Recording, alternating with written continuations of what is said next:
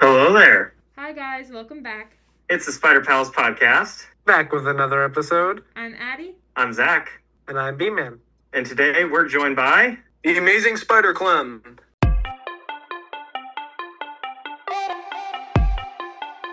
Already start just jumping right into it. So first question I had for you was what got you into cosplay in the first place? What kind of got you started on that path?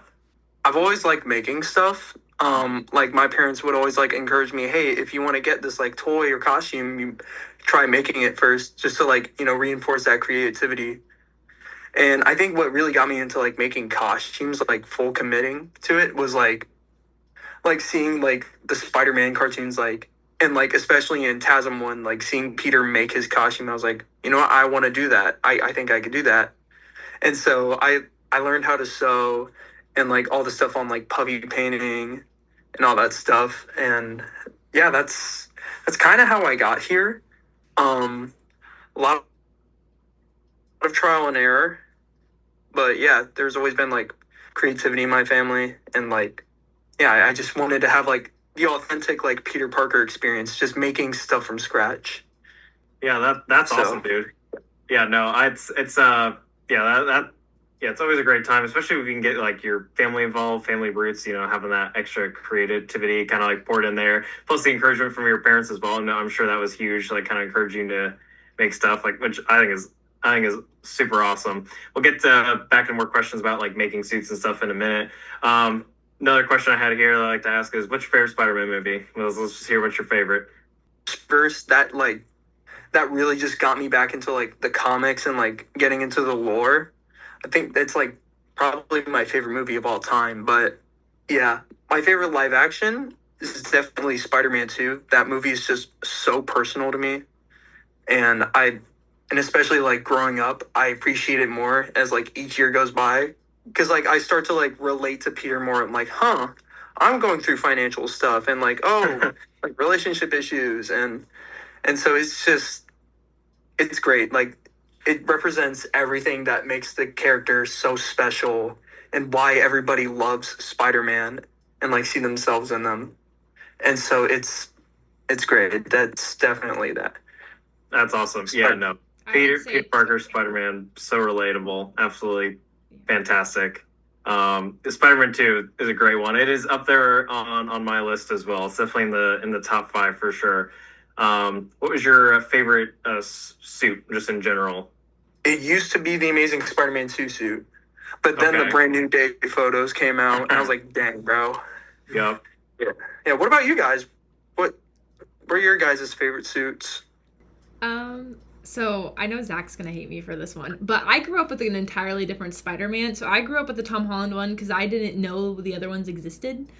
My parents got me into Marvel in the first place, so they only showed me the one, the Tom Holland one, and I still really like the Stark suit, the first, official suit that he gets. I really like the design on it. I know Zach hates the spider, but it's just the back spider. It's the back spider. As you can see, I like Iron Man, so anything he really creates, I'm just gonna be yeah, that's perfect. Just go with that. Oh, I was gonna ask the rest of the two, what are your guys' favorite suits? My favorite suit is definitely Amazing Spider-Man 2. Second would probably be the new Brand New Day suit. They're neck and neck. They're kind of almost based off the same pattern and everything too. They're so similar in a lot of ways, but I think both those suits are my favorite. But TASM 2 is still my all-time number one. Just absolutely just iconic and everything. It takes everything I love about the original Spider-Man suit and fixes some of the slight quirks that I don't necessarily, I guess, say appreciate or enjoy as much. Kind of stylize it, makes it a little bit more how the spider is shaped and everything. That's definitely my favorite. Well, my answer is kind of obvious. My personal favorite would have to be Miles Morales' Leap of Faith suit from the Into the Spider-Verse movie. Yeah, that suit's peak. And that scene too is that's so good. So good.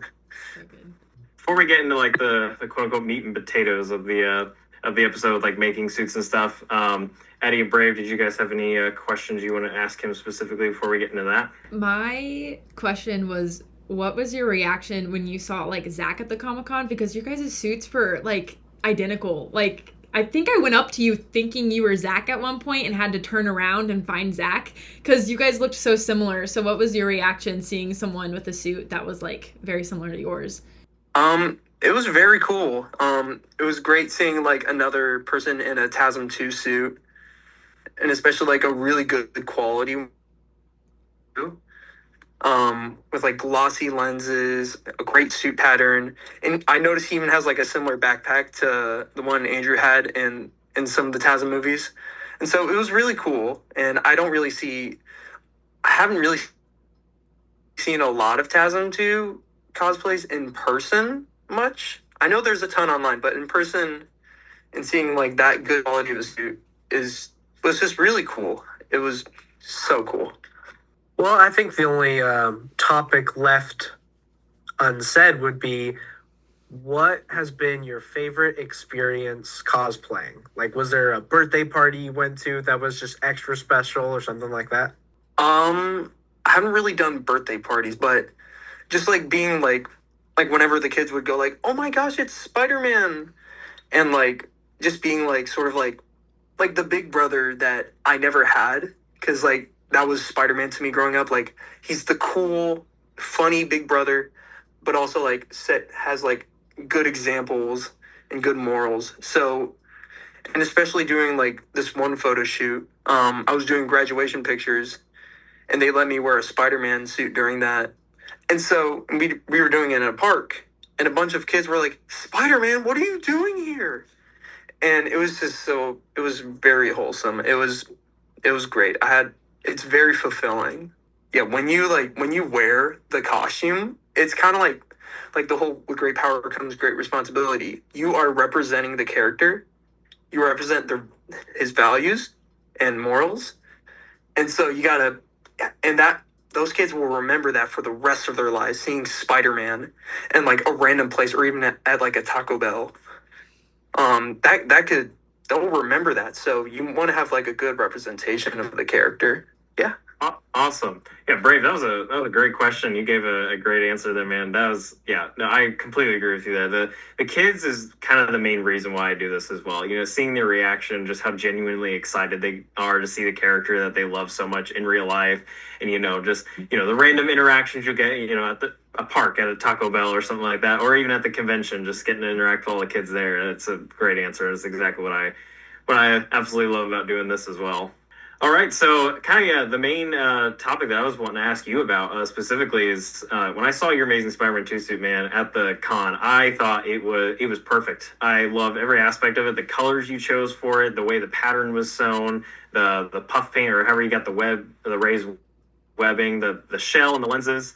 It was all fantastic, and I was like, and one question the main one I had in mind was like, how did he make this? Like, what kind of like started you on that process? How did you get so accurate with it, and about how long did it take you to make? A lot of free time in high school, um, and a lot of like hours just like studying the suit, like especially looking at set photos or like looking at like mods in like the video game of like a screen accurate TASM 2 suit.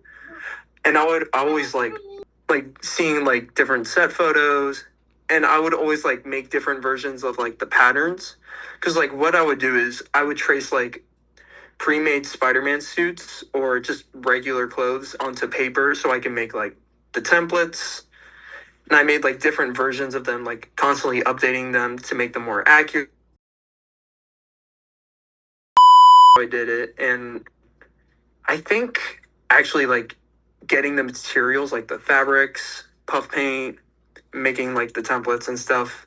I started that I think it was like November of last year. I finished the suit like just days before Comic Con, like the one where we all met. So yeah, it took some time, especially it took a bit, but yeah, I just got it done. It wasn't really anything too crazy, but yeah. Me and Zach have been talking because we're trying to make our like Spider Sona suits right now, and we're both kind of taking somewhat the same approach. And recently I tried to work on mine, and I don't know how you did it because I just keep staring at all the supplies and I'm like, I don't even know where to go. Like there's so many components of it, and like like I sew, but I've never sewn with spandex before, so it's like that's a whole new territory. How did you learn all of that? I started learning like hand sewing like I think I was like 12 years old. And then I think I was like 13 when I asked my parents for like a sewing machine for Christmas. And I just learned like basically like how to sew a shirt, how to sew like this. And so it there's a lot of trial and error. It's not going to be perfect like on the first try, but eventually you will get the hang of it, and it'll be it's so rewarding when you like, yeah, it's start with the shirt and then go down to the pants and mask.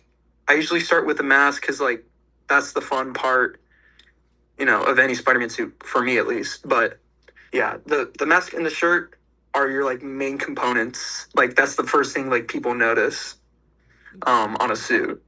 So that's where I would start. It's good advice because it's very confusing trying to figure it out.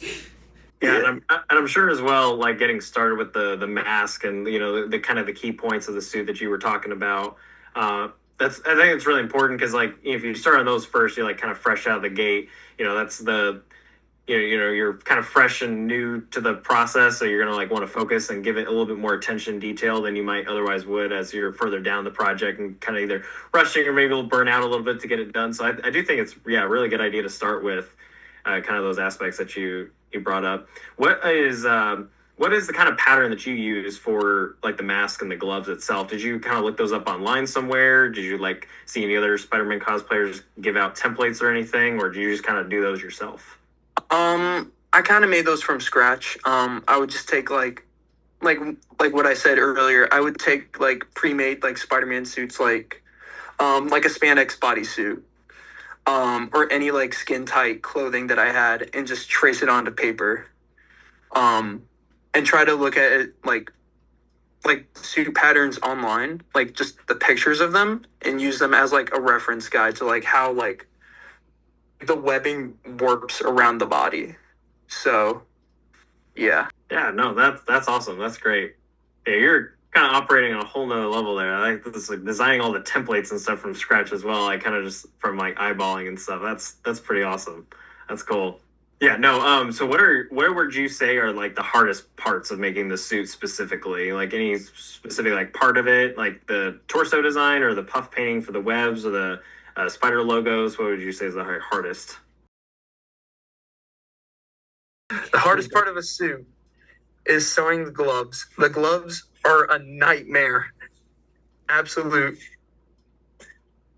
Like, because like sewing around them, like, because they're so like intricate and detailed and very like fine, and there's a lot. Yeah, it's very difficult. It's crazy because I thought that would be the easiest part. Like, because they're just gloves. Like, I thought the hardest part would be like, I guess the neck area. It's either that or like when you're puff painting like an entire like texture, like on the TASM 2 suit, the blue sections are like puff painted, especially doing it by hand. It's tedious, but it's easy but tedious because there's a lot of bricks, lots and lots of bricks. So many bricks. Yeah. Especially if you're doing the TASM 1 suit. Oh my goodness gracious, dude. It's kind of dude. That is the one suit. It's like I would love to have it, but I feel like if I'm ever gonna get a good TASM 1 suit, I'm gonna have to get it screen printed because I just don't know if I'd have the time or the patience to do all those hexagons.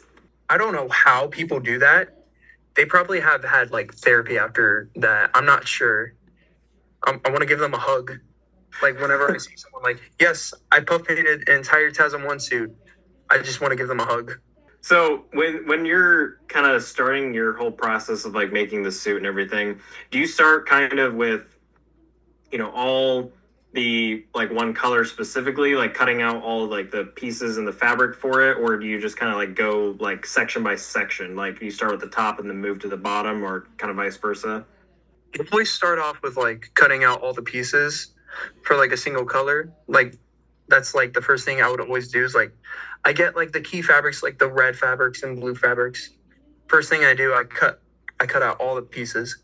So, and then like organize them so that way, like, okay, I'll sew up this section today and do like the pants tomorrow, or in a certain order. So that's how I kind of always did it. I always found it really easy, and like have like a consistent like suit instead of like, you know, I'm gonna change this about the pants or something like that. Nice, that's awesome. And then, what would you say is like when you're puff painting? What is your strategy that you like to use in order to just get like nice, precise, clean lines? Because I remember looking at yours and how clean the brick texture was, how like perfect, like how straight all the edges were and everything. Like, what was kind of your process for doing that brick texture specifically? I'm gonna be like steady and like be like calm while I do it, because like I usually like watch something that's like something chill, like a podcast, or like just some nice chill music. You don't really want anything like too hyped up to like paint, because then it will be all like jagged and stuff. I would know from personal experience. But yeah, just try to be relaxed, and like breathing also really helps, and like taking your time, especially. Try not to rush the puff paint jobs, because like, you know, you can't rush art. So, and just like I want to get like the cleanest like lines that I could possibly get with puff paint. So yeah, just a lot of patience and Just And yeah, a lot of patience and time for sure. With the webbing specifically, did you mix any liquid latex in? I know I've seen a lot of people do that kind of online. Is that something you try to do, or just do like normal puff paint? it just went straight in with puff paint. Like I don't even know where to get liquid latex, man. I don't even have the money for that. Cool. And then have you like with your full suit as a whole, have you noticed like any issues like with just using the straight puff paint, like without using liquid latex? Because I know a lot of people do use that specifically for like just kind of make it a little more stretchy and flexible. Have you noticed any like issues with yours at all? Definitely with the webbing like cracking. It's not as obvious when you have like a suit like the TASM 2 suit, where there's like a bunch of like small web lines. But when you have like a suit that has like really spaced out webbing, like any of the Tom Holland suits, it's a bit more obvious like when like the stuff is cracking, and there's like a lot of like stretch space. It's hard to explain, but yeah. It's also Yeah, kind of like why. yeah, I get what you mean with the like how it's all spaced out. And then yeah, after you mentioned the Tom Holland suits, and I've seen some other of your posts like of different suits that you've made. How many suits have you made in total? Ever since I was 13, I've probably made, I want to say 15. Were a lot of them were like trashed or incomplete, but I think ones that I have right now that are like complete or that I'm satisfied with, I probably have like 5. dang, I got one. That's crazy. So you've been making them since you were 13? What suit did you start off with? I wanted to start off with the Homecoming suit, because like that was the first like live action Spider-Man movie that I've seen since the first Spider-Man with Tobey Maguire, since I was like, I want to say 8 years old. And which is kind of weird, because like the Stark suit has a lot of details. Probably not the best choice for a first suit, but I've definitely like learned a lot from that, and it definitely made like simpler suits like the Raimi suit and TASM 2 suit a lot easier to make. So yeah. What about Spider-Man like appeals the most to you guys? That's a good question. That's a good one. Well, for my answer, I'm gonna pull straight from the ending of Into the Spider-Verse, and it is that anyone can wear the mask. Let's say I'm blonde, and Miles isn't blonde. Yeah, I can still wear the mask. Cinema.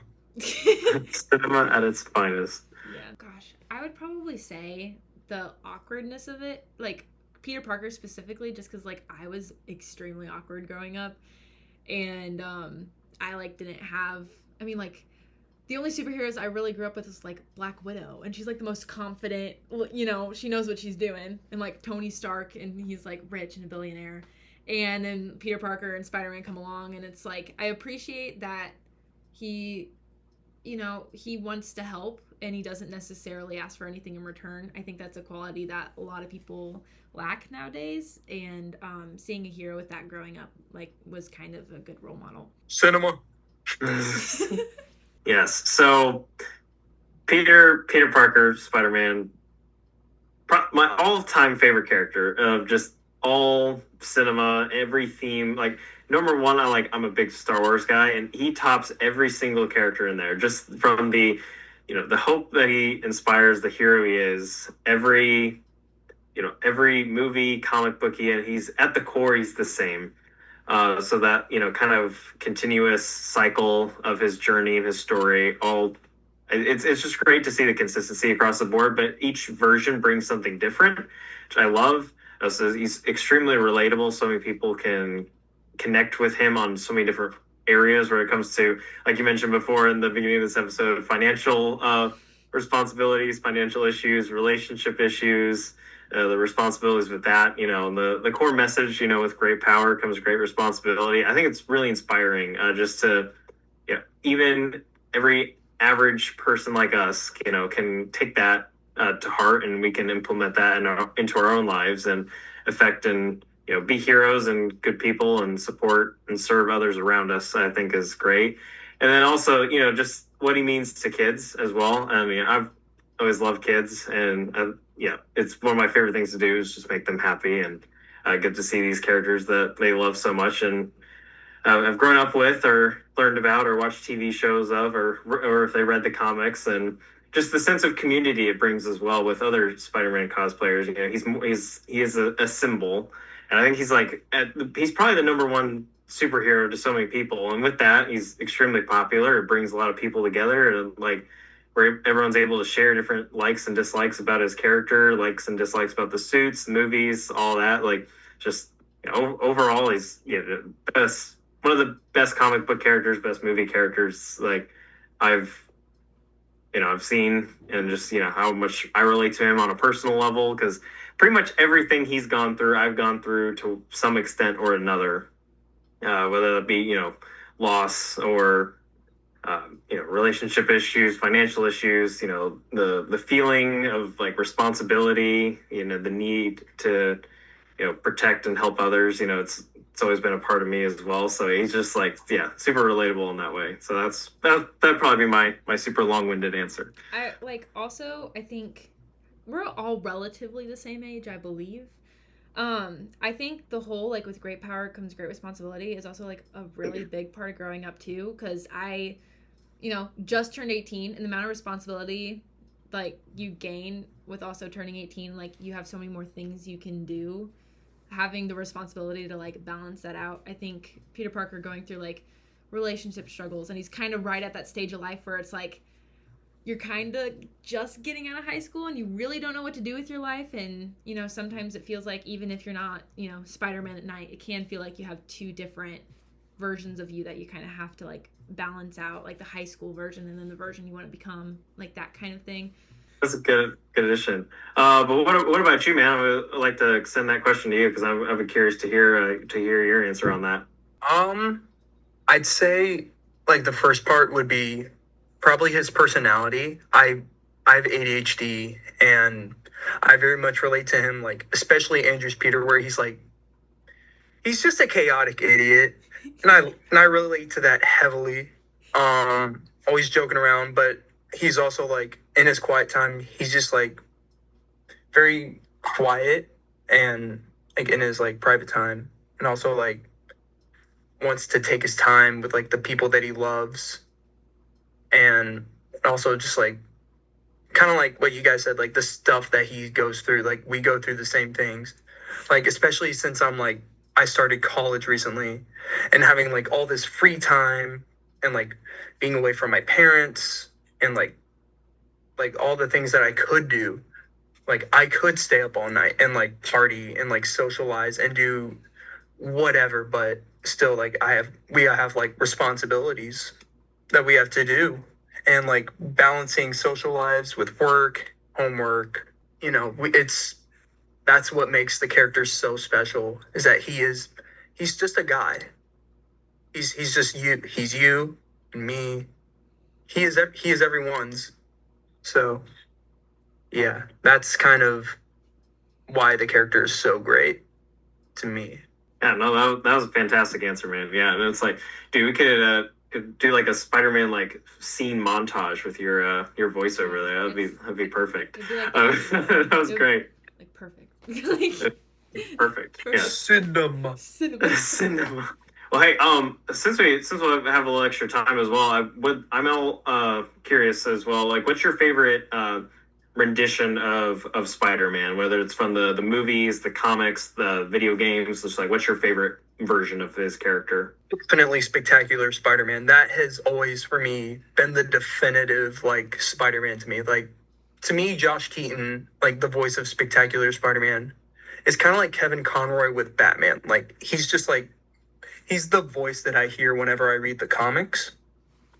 And I've always like I remember renting the Spectacular Spider-Man DVDs when I was 8 years old and thinking, dang, this is peak. And that was also like how I was like sort of discovered the character of Peter Parker and not just Spider-Man. Like, oh, Spider-Man's not just this cool guy in a costume. He's just a normal kid. Each year as I like every time I watch a show, it just gets better and better.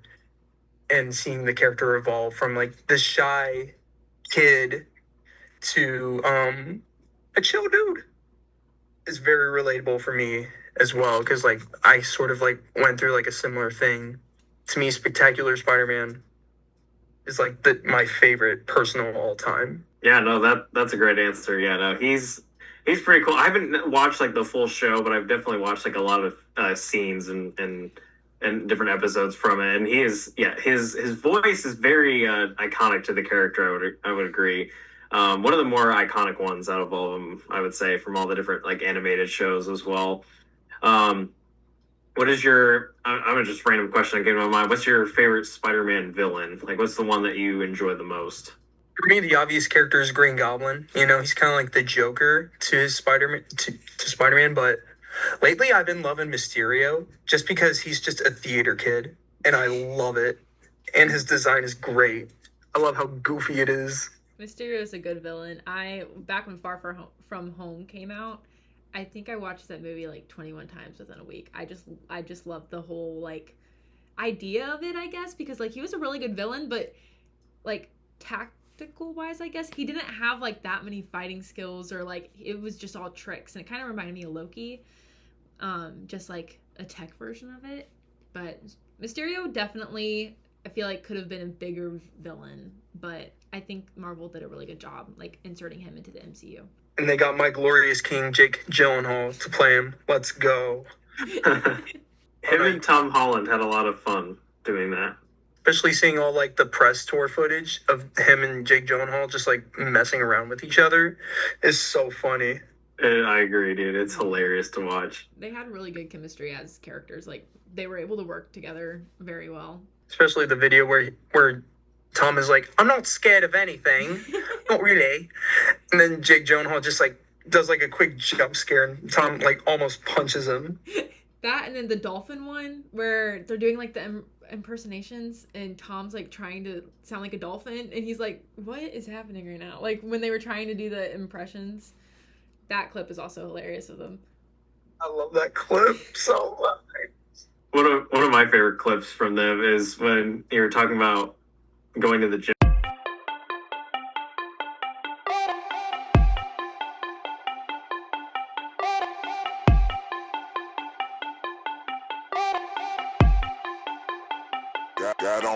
Got on my leather jacket Thriller. The show ain't nothing Miller. Man, I'm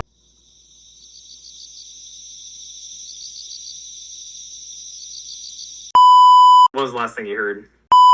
Like seeing like different set photos, and I would always like make different versions of like the patterns, because like what I would do is I would trace like templates, and I made like different. My answer. No. Oh no. Cut out too. Yeah. What was the? What did we say again? I can't remember. Oh my goodness. Listen.